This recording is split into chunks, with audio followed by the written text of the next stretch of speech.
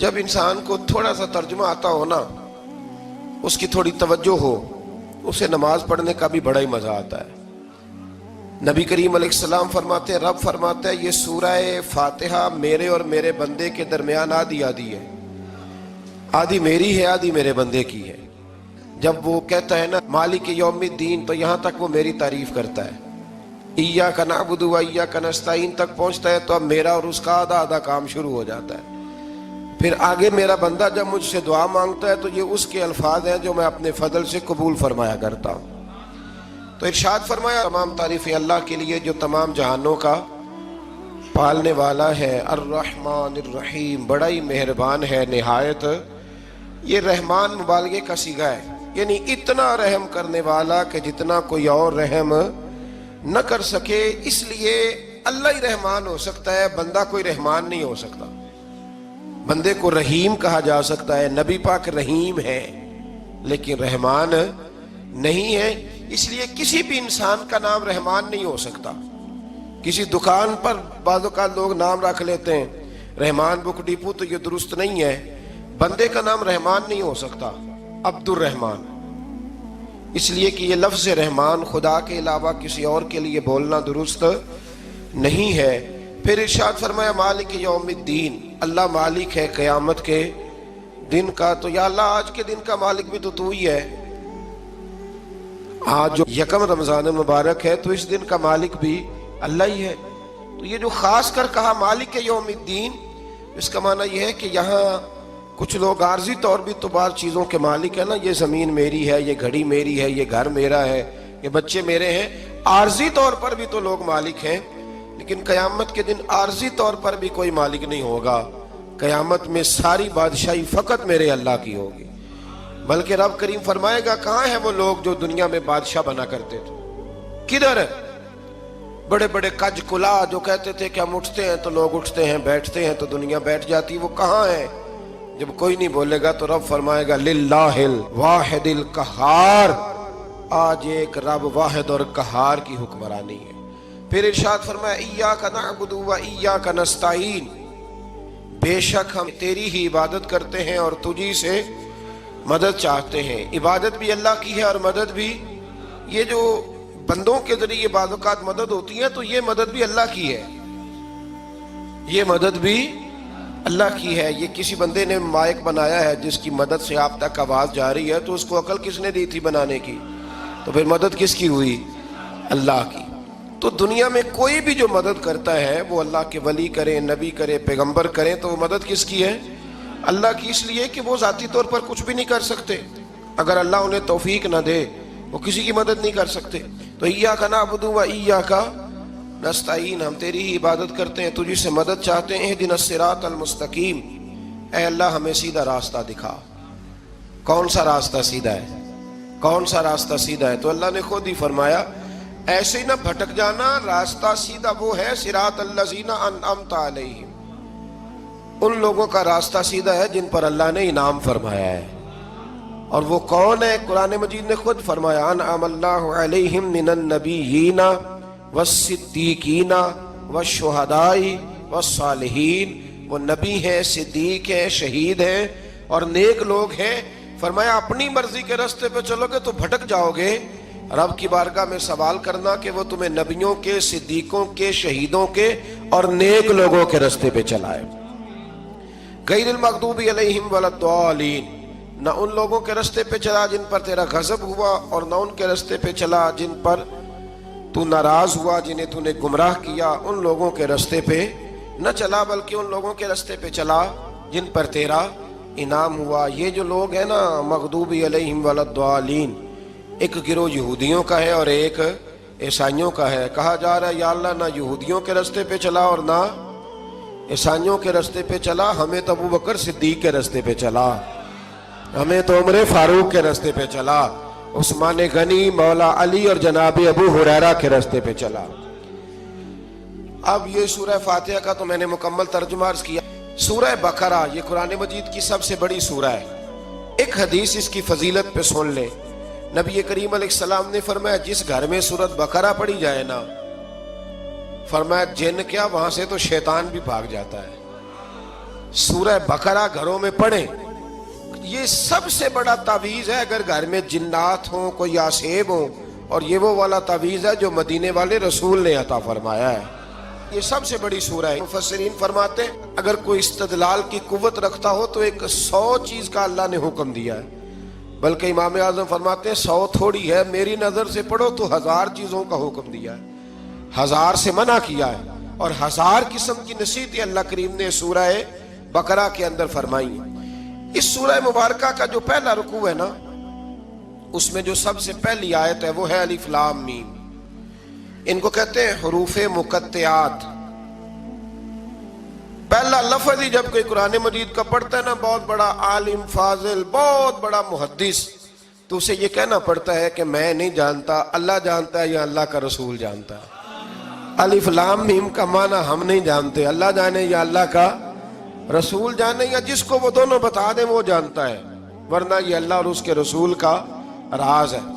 یہ آگے ارشاد فرمایا ذالک الکتاب لا ریب فیہ, یہ وہ عظیم کتاب ہے جس میں شک کی کوئی گنجائش نہیں ہے. ھدی للمتقین, یہ ہدایت ہے پرہیزگاروں کے لیے. سوال یہ ہوتا تھا کہ یا اللہ جو متقی پرہیزگار ہیں وہ تو پہلے ہی ہدایت پہ ہیں, تو قرآن بھی اگر انہیں ہدایت دے گا تو پھر جو گناہگار ہیں ان کی ہدایت کہاں ہے؟ تو اس آیہ مقدسہ کا معنی مفسرین نے یہ بیان فرمایا ہے کہ مطلب اس کا یہ ہے کہ قرآن ہدایت دیتا سب کو ہے, لیکن اس سے ہدایت حاصل متقی لوگ کرتے ہیں.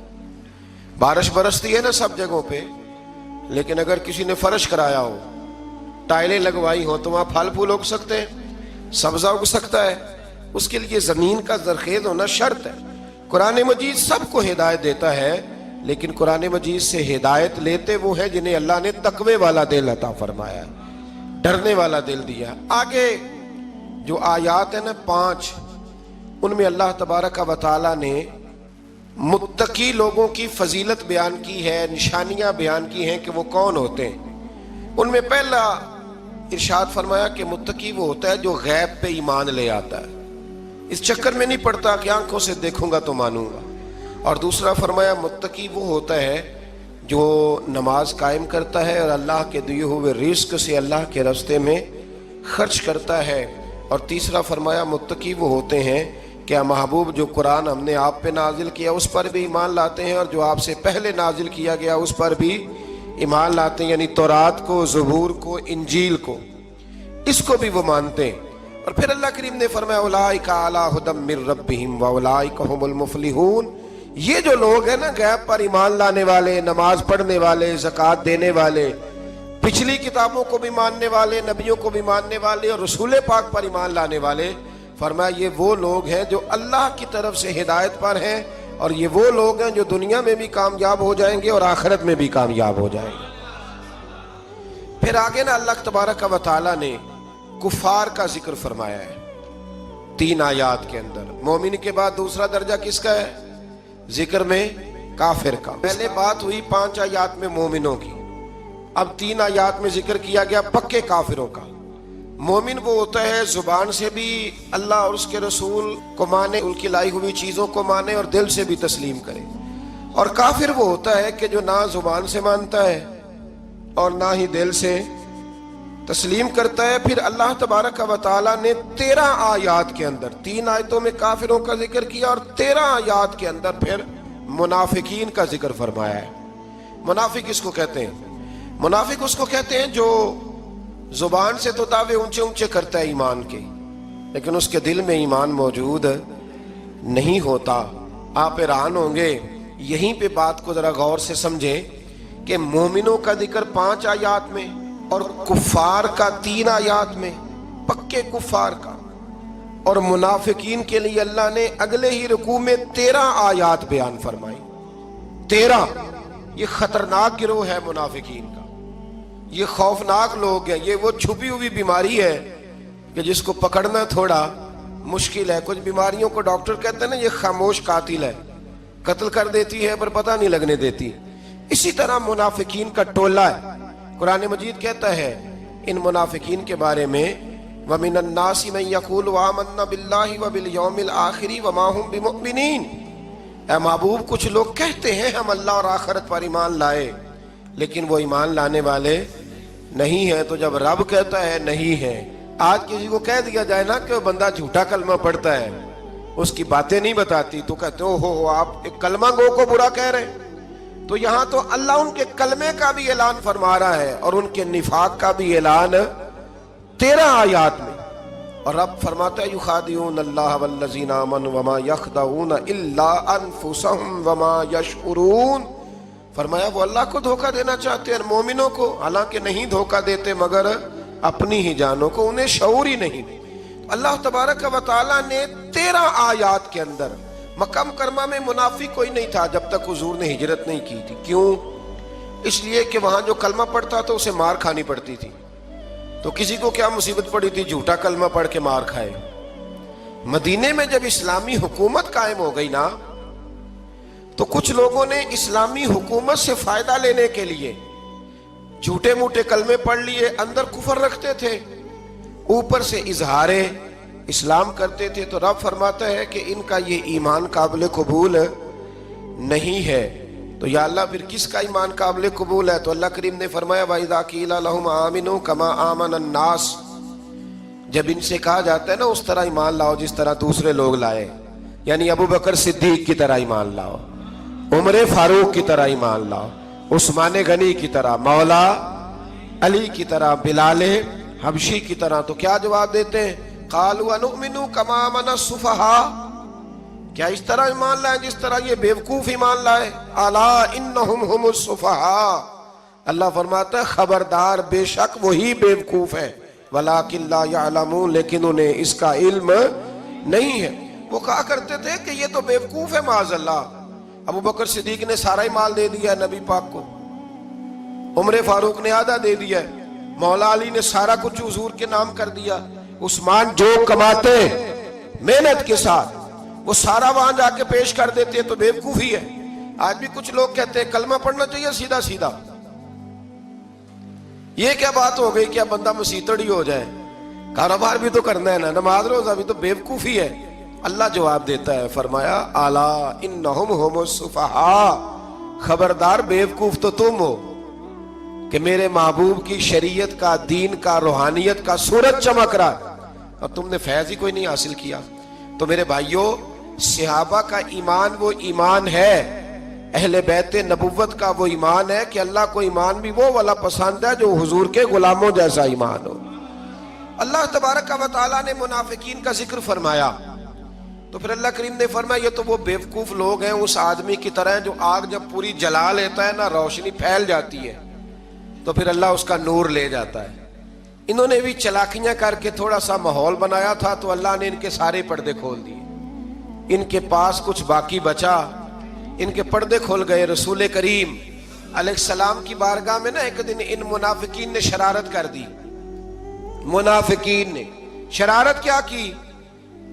جب حضور صلی اللہ علیہ وسلم نے فرمایا نا پوچھو جو پوچھنا ہے، تو امام راضی کہتے ہیں یہ پیچھے نمازیں پڑھتے تھے، یہ 313 تھے حضور کے پیچھے۔ اگر مدینے میں رہ کے منافق ہو سکتے ہیں تو باقی ملکوں میں بھی تو ہو ہی سکتے ہیں نا جی۔ حضور کے پیچھے نمازیں پڑھتے تھے تو ایک دن کہنے لگے نہیں یہ کہتے ہیں جو مرضی پوچھو تو ہم پیچھے نمازیں پڑھتے ہیں، ہمارا انہیں پتہ نہیں۔ جب یہ اعتراض کیا نا حضور کے علم پر، آپ سمجھ لیں کہ حضور کے علم پر اعتراض کرنا طریقہ کس کا ہے، طریقہ کس کا ہے حضور کے علم مبارک پر اعتراض کرنا۔ کہنے لگے پیچھے نمازیں پڑھتے انہیں پتہ ہی نہیں۔ جب یہ کہا تو اللہ کے رسول نے نا، جمعے والا دن تھا، حضور نے فرمایا میرے علم پر اعتراض کرتے ہو؟ 70 بندے نام لے کر اور ولدیتیں لے کر، بلکہ بہت سارے ایسے تھے جنہیں کنفرم ہو گیا کہ ولدیت اصل میں ہے کیا، انہیں طے ہو گیا۔ حضور کے بے ادب کے لیے یہ طے کرنا بھی مشکل ہوتا ہے نا، طے ہو گیا کہ ولدیت ہے کیا۔ 70 بندے نام لے کے حضور نے مسجد نبی سے نکال دیے، فرمایا یا فلاں بن فلاں قم فخرج فإنک منافق، او فلاں کے بیٹے فلاں کھڑا ہو جا، نکل جا تو منافق ہے۔ حضور نے 70 بندے نکال دیے۔ اب 70 بندے اکٹھے گلی میں نکلیں تو رش تو پڑ جاتا ہے نا۔ حضرت عمر فاروق لیٹ ہو گئے، جمعے میں آ رہے تھے، ان کو جاتے ہوئے دیکھا تو عمر فاروق فرمانے لگے جمعہ ہو گیا ہے بھئی، 70 بندے نکل آئے باہر، جمعہ ہو گیا ہے۔ تو ایک منافق کہنے لگا تھا کہ نہیں حضور نے نکال دیا. تو عبداللہ بن ابی سلول جو ان کا سربراہ تھا نا، وہ کہنے لگا چپ کر. حضرت عمر سے کہنے لگا ہاں جی ہو گیا ہے. وہ بھی کہنے لگا تھا نہیں ہوا، ہمیں نکال دیا گیا. تو یہ سردار بولا، کہنے لگا ہو گیا ہو گیا. حضرت عمر کہنے لگا چلو جمعہ ہو گیا تو جا کے اندر حضور کی زیارت ہی کر لیتا ہوں، لیٹ تو ہو ہی گیا ہوں. حضرت عمر اندر چلے گئے تو پیچھے سے وہ منافقین اپنے سردار سے کہنے لگے کہ 2 منٹ میں عمر کو پتہ چل جائے گا کہ تم نے جھوٹ بولا ہے. عمر کو جا کے پتہ چل جائے. کہنے لگا بڑے پاگل ہو، میں نے تمہاری جان بچائی ہے. نبی پاک نے تو مسجد سے نکالا ہے نا. تو عمر کو پتہ چل جاتا نا ہم منافق ہیں، تو ابو بکر بھی مسجد میں تھے، علی بھی مسجد میں تھے، عثمان بھی مسجد میں تھے، بچانے والا ہی کوئی نہیں تھا. عمر نے تلوار لے کے تو دنیا سے ہی نکال دینا تھا. تو میں نے جان بچائی ہے، آپ جائیں گے نا اندر تو حضور ٹھنڈا کر دیں گے، فرمائیں گے چلو میں نے نکال جو دیا ہے. تو یہ وہ منافقین کی جماعت ہے. دوسرے سے تیسرے رکوع میں نا اللہ تعالیٰ نے انسان کو یاد کرایا ہے کہ تو نے عبادت اپنے رب کی کرنی ہے. اور فرمایا رب تمہارا وہ ہے جس نے تمہارے لیے زمین کو فرش بنایا ہے، آسمان کو چھت بنایا ہے، اور آسمان سے پانی برسا کے تو زمین سے پھل اگائے ہیں، رزق لکم، وہ بھی تیرے کھانے کے لیے اگائے ہیں. وہ جو آسمان سے بارش برسا کے زمین سے سبز اور پھل اگائے ہیں تو وہ بھی تیرے لیے. جب سارا کچھ تیرے لیے بنایا تو بھی تو عبادت کرنا اپنے رب کی، پھر کسی کو اس کا شریک نہ ٹھہرا. ایک چیلنج بھی کیا قرآن مجید نے اس رکوع کے اندر. کہا کرتے تھے مکے کے لوگ کہ آپ قرآن مجید کی آیتیں نبی کریم علیہ السلام سے کہا کرتے تھے کہ معاذ اللہ آپ خود بناتے ہیں، بنا کے لاتے ہیں. تو اللہ کریم نے فرمایا وَإِن كُنتُمْ فِي رَيْبٍ مِّمَّا نَزَّلْنَا عَلَىٰ عَبْدِنَا فَأْتُوا بِسُورَةٍ مِّن مِّثْلِهِ، اگر تمہیں شک ہو نا اس میں جو ہم نے بندہ خاص پہ نازل کیا ہے تو تم بھی اس جیسی ایک صورت بنا کے لاؤ. پڑھے لکھے تو تم بھی ہو نا، مکے میں تم بھی رہتے ہو، تو ایک صورت بنا کے لاؤ. قرآن مجید ہم سے چھینا گیا ہے سازش کے تحت، اس لیے کہ جس قوم کو قرآن آ جاتا ہے نا پھر کوئی کافر اس کا مقابلہ نہیں کر سکتا. دیکھیں نا اگر کافروں کے پاس جواب ہوتا قرآن پاک کا تو بدر اور احد میں نا کوئی آیت بنا کے لاتے، قرآن کے مقابلے کی تلواریں لے کے نہ آتے. ان کے پاس جواب ہی نہیں تھا. اور قیامت تک کسی کافر کے پاس قرآن مجید کا کوئی جواب، قرآن کا کوئی جواب، قسم اللہ کی جواب کوئی نہیں قرآن کا. اس کا